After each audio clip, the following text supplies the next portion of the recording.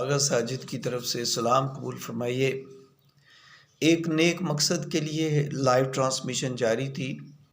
دنیا دیکھ رہی تھی ایک ایسے عالم کو جو لوگوں کے دلوں میں بستے ہیں، جو غیر متنازع ہیں، جن کی آواز ہر گھر میں پہنچتی ہے، جو بچوں میں، بوڑھوں میں، نوجوانوں میں، خواتین میں بے حد مقبول ہیں۔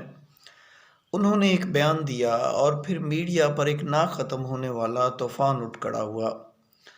بیان کچھ یوں تھا کہ قوم بے شرم اور بے حیا ہے، میڈیا جھوٹ بولتا ہے۔ بیان کا کیا آنا تھا کہ سوشل میڈیا پر ایک لنڈا بازار لگ گیا۔ کچھ لوگوں نے تو مولانا صاحب کو ننگی گالیاں دیں۔ ایک خاص طبقہ فکر کے حضرات تو پہلے ہی ان کے خلاف تھے، وہ تو موقع کی تلاش میں تھے، انہیں موقع مل گیا اور پھر لگے وہ بال کی کھال اتارنے۔ اور پھر حالت یہ ہوئی کہ ہر ٹی وی چینل پر، ہر یوٹیوب چینل پر، ہر اینکر جہاں تک ہو سکا وہ اس پر تبصرہ کرنے لگا۔ میری بھی کچھ دوستوں سے گفتگو ہوئی اور میرا یہ موقف تھا کہ بھئی اتنا بڑا عالم دین، اتنا بڑا مبلغ جس نے ساری زندگی اسلام کی تبلیغ کے لیے وقف کر دی ہو، جو اس دنیا میں اسلام کا پرچار کرنے والا ہے، جس کی زبان سے آج تک کوئی ایسا غلط ملت لفظ بیان منسوب نہیں ہوا، جس قوم نے اسے عزت بخشی ہو، وہ بھلا سب کو کیسے یہ کہہ سکتا ہے؟ اس کے بیان کو وسیع تناظر میں دیکھنا چاہیے اور جذبات سے کام نہیں لینا چاہیے۔ میرے خیال میں دیکھیے، ساری سے مراد بکثرت ہے۔ ساری سے مراد پوری کی پوری قوم نہیں ہو سکتی ہے۔ ان کی بات کو سمجھنے کی کوشش کرنی چاہیے تھی۔ حضرت نوح علیہ السلام کی مثال لے لیجئے۔ ہم پڑھتے ہیں کہ وہاں اور ہمیں پڑھایا جاتا ہے کہ وہاں ساری قوم کفر کی طرف راغب تھی، لیکن ساری سے مراد پوری قوم نہ تھی، بکثرت تھی، کیونکہ بہت سے لوگ آپ کے پاس پناہ کے لیے بھی آ گئے تھے۔ ہمیں اس بیان کو وسیع تناظر میں لینا چاہیے تھا۔ آپ یوں سمجھیے کہ اکثر ایسا ہوتا ہے کہ اسکول کالج میں ٹیچر تھوڑی دیر کے لیے کلاس سے غیر حاضر ہوتا ہے تو بچے شور کرنا شروع کر دیتے ہیں، اور پھر کوئی نہ کوئی بچہ بھاگا بھاگا ٹیچر کے پاس آتا ہے اور کہتا ہے کہ سر ساری کلاس شور کر رہی ہے، اور ٹیچر ساری کلاس کو کھڑا کر دیتا ہے۔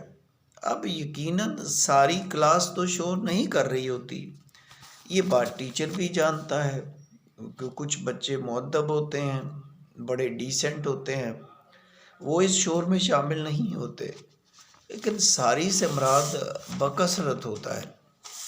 آپ رسول پاک صلی اللہ علیہ وسلم کو دیکھ لیجئے کہ حضور کے گھر میں کھانا پک رہا ہوتا اور کافر دیوار پر سے گندگی پھینک دیتے، کھانا خراب ہو جاتا، آپ اس ہنڈیا کو اٹھاتے اور اٹھا کر باہر پھینک دیتے اور فرماتے لوگوں کو کیا ہو گیا ہے، ہمسایوں کا بھی خیال نہیں کرتے۔ اب اس سے مراد مکہ کے سارے لوگ نہیں تھے، بکثرت تھے۔ ہندوستان پر دیکھیے، انگریزوں کی حکومت تھی، ہم غلام تھے، شعراء نے، نثر نگاروں نے، کہانی نویسوں نے، ڈرامہ نگاروں نے، ہر اس بندے نے جو لکھنا پڑھنا جانتا تھا، یہ لکھا کہ ساری قوم سوئی ہوئی تھی، اور علامہ اقبال نے اپنی شاعری کے ذریعے ساری قوم کو خواب غفلت سے جگایا۔ اب کیا واقعی ساری قوم سوئی ہوئی تھی؟ بھئی ایسا نہیں ہے، اس سے مراد بکثرت ہے۔ اور پھر وہی ہوا، مولانا صاحب جاوید چودھری صاحب کے پروگرام میں آئے اور انہوں نے یہی وضاحت کی کہ بھئی ساری سے مراد بکثرت ہے، لیکن اگر اس بیان سے بھی کسی کو ٹھیس پہنچی ہے تو میں بغیر کسی دلیل کے سب سے معافی مانگتا ہوں۔ دوستو، ہم نے کیا کیا؟ ہم نے وہ ڈھول پیٹا کہ الامان ذرا اپنے گریبان پہ نظر تو ڈالیں۔ جس معاشرے میں 4 سال کی بچی کے ساتھ گینگ ریپ ہوتا ہو، جہاں مردہ خواتین کے ساتھ ریپ ہوتا ہو، جہاں بعض ویشی القلب مولوی حضرات مدرسوں کے بچوں کے ساتھ ریپ کرتے ہوں، جہاں لوگ بچوں کو مدرسوں میں بھیجنے سے ڈرتے ہوں،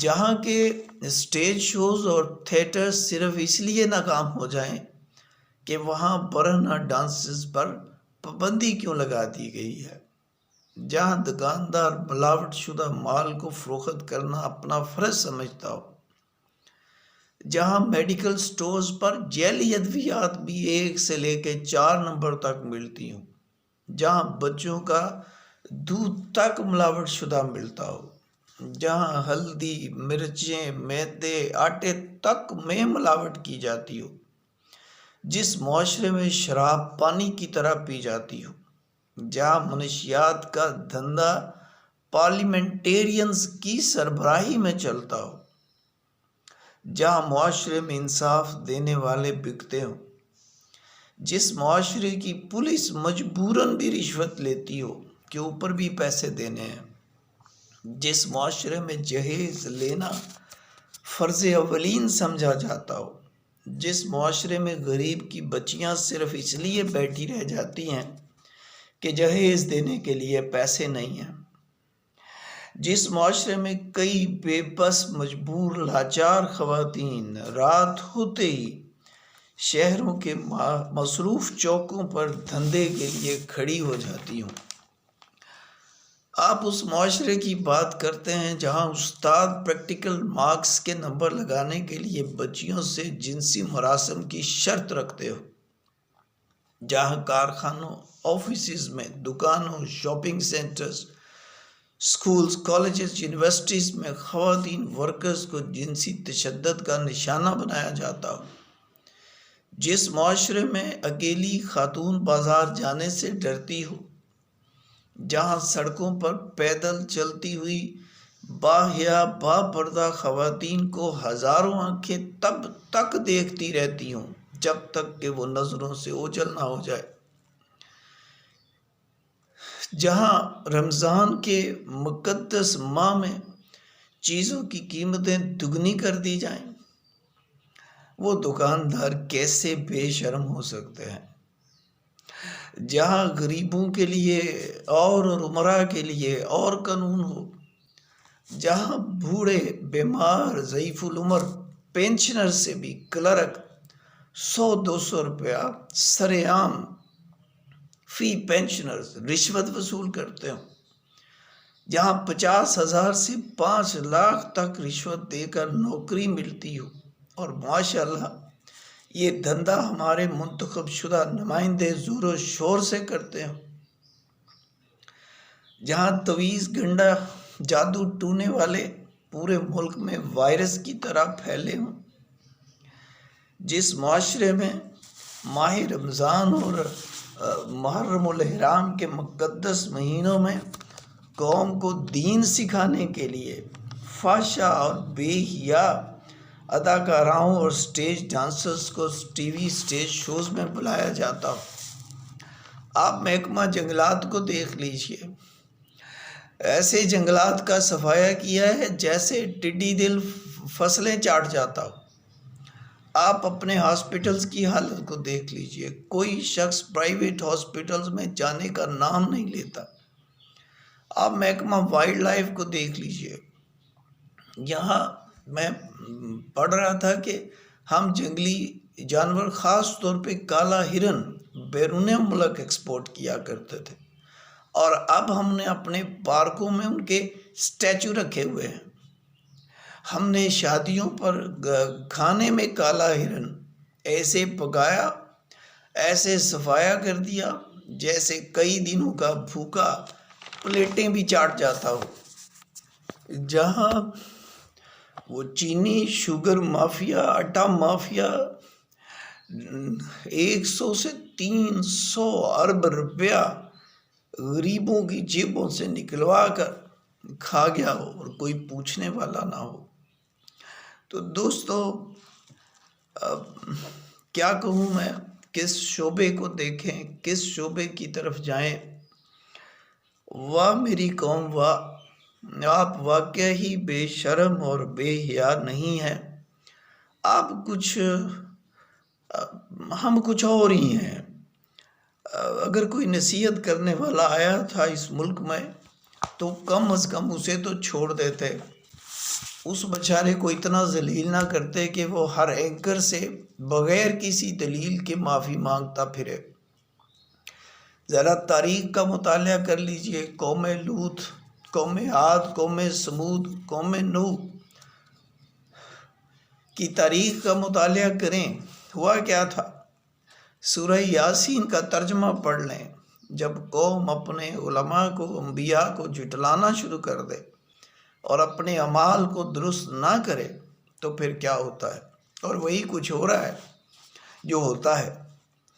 کتنا دل دکھایا ہوگا ہم نے اس شخص کا، کتنی تکلیف دی ہوگی ہم نے اسے، اور کتنا رویا ہوگا وہ شخص جو سارا دن آپ کے لیے رو رو کر خدا سے گڑ گڑا کر معافی مانگتا ہو۔ میں تو کہوں گا کہ پھر بھی وہ شخص عظیم ثابت ہوا۔ آپ کو ناراض دیکھا تو پوری قوم سے کھلے دل سے بغیر کسی دلیل کے معافی مانگ لی۔ میں تو بس یہی کہوں گا کہ کاش ہم ایسے ریئیکٹ نہ کرتے۔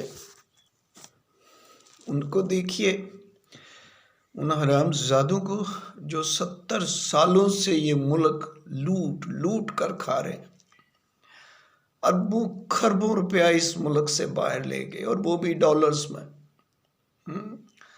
مگر معافی تو دور کی بات ہے، انہیں تو شرم اور حیا بھی نہیں ہے۔ افسوس صد افسوس۔ میرا تو ذاتی خیال ہے کہ ہمیں اس عالم دین سے معافی مانگنی چاہیے جس نے ہمیں آئینہ دکھایا۔ دوستو، اللہ آپ کا حامی و ناصر ہو۔